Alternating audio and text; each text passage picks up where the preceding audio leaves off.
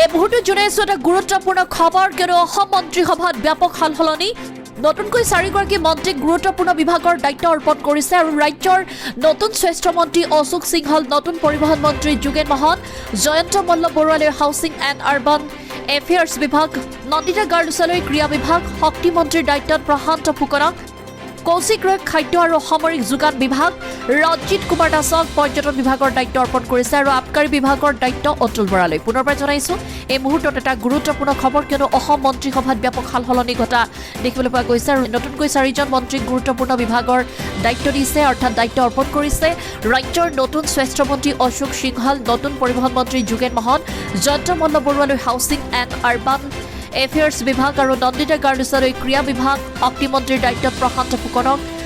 কৌশিক ৰয়ক খাদ্য আৰু অসামৰিক যোগান বিভাগ আৰু ৰঞ্জিত কুমাৰ দাসক পৰ্যটন বিভাগৰ দায়িত্ব অৰ্পণ কৰিছে আৰু আবকাৰী বিভাগৰ দায়িত্ব